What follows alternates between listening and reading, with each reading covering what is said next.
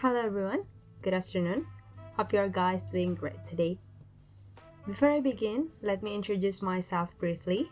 My name is Dwi Jayanti Agustina and you can call me just Tina or DJ. I'm one of a student of Pamulang University in English Literature major. Refer to the final exam of semantic subject. In this opportunity, I'm going to be talking about the definitions of pragmatics. First of all, I will begin by giving some information regarding the definitions of pragmatics based on some experts.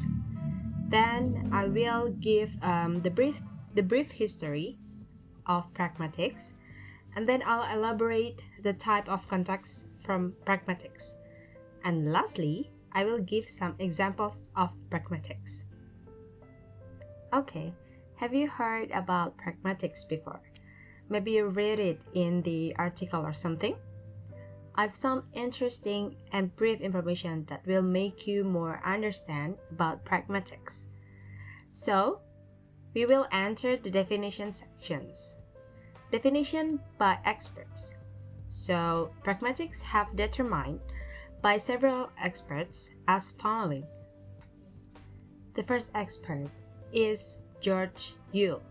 As we all know, George Yule is very influential in the pragmatics subject. He is one of the most known for his works on pragmatics and discourse analysis. George Yule states that pragmatics is the study of contextual meaning communicated by a speaker or writer and interpreted by a listener and a reader.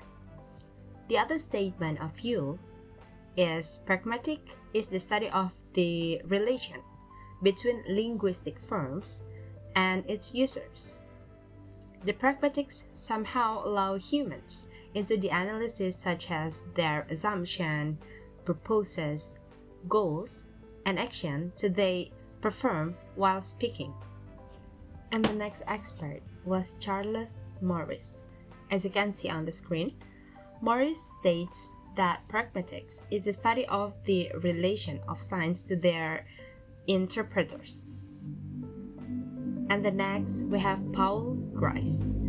Paul Grice has been states about pragmatics that it is ampliative inference or productions inference to the best explanations, Bayesian reasoning, or general principles special to communications.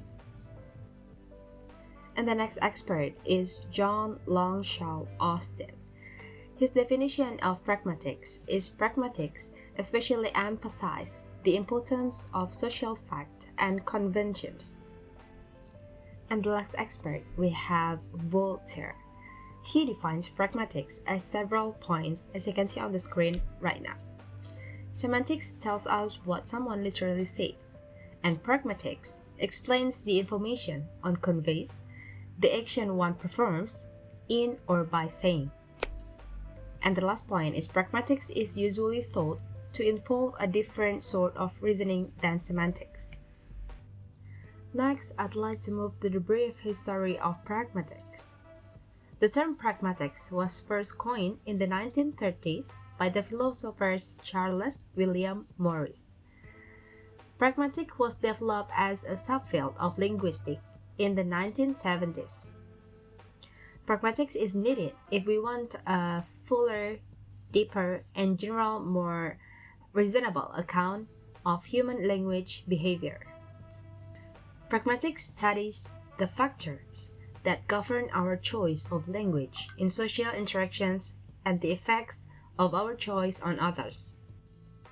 Pragmatics is the study of the contributions of context to meaning. Context of an utterance consists of speaker, the sentence which is uttered, and the act performed in the uttering of the sentence. And the last is the hearer. A more positive view emerged from the work of Herbert Paul Grice, whose William James lectures in 1967 are fundamental. Grice showed that many aspects of utterance, meaning traditionally regarded as conventional or semantic, could be more explanatorily treated as conversational or pragmatic. For Gratian pragmatists, the crucial feature of pragmatics interpretation is its inferential nature. The hearer is seen as constructing and evaluating a hypothesis about the communicator's intentions based on the one hand on the meaning of the sentence uttered, and on the other on contextual information and general communicative principles that speakers are normally expected to observe. So that was the brief explanation about history of pragmatics, and now I'll move to the type of context of pragmatics. In pragmatics, 4 types of context can be differentiated. First is physical context, epistemic context, linguistic context, and last is social context. Physical context. It is the location of a given word, the situation in which it is used, as well as timing, and all of which aid proper understanding of the words. And the next is epistemic context. It refers to what speakers know about the world. For example, what background knowledge is shared by the speakers is part of your epistemic knowledge. And the next is linguistic context. It refers to what has been said already in the utterance. And the last is social context. It refers to the social relationship among speakers and hearers. And the last part is example of pragmatics. Basically, the definition of pragmatics and the use of pragmatics can be tricky to grasp without studying examples. So, here are the 3 examples that can help us illustrate pragmatics in use in everyday conversation. The first example is, "How are you?"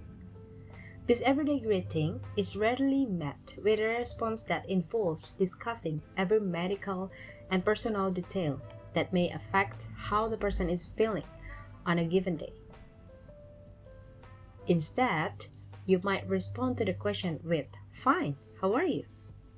This will be a pragmatic response since you are making a presupposition that the speaker's intention was for the question to be an implied greeting and not a literal question about how you are doing at that exact moment.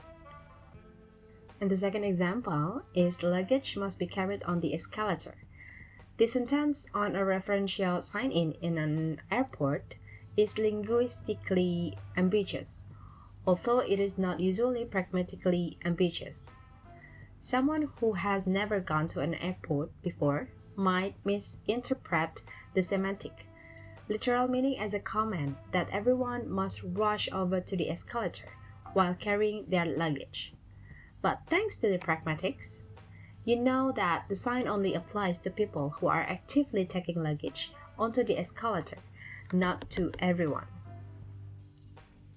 Well, that brings us to this end of this video. Have you got more understanding after watching this video about pragmatics? That was an interesting information, wasn't it? And to end this video, I would like to close with a wonderful quote from Brian Tracy. "Continuous learning is the minimum requirement for success in any field." Thank you for watching this video. May all of those I have shared be beneficial for all of us.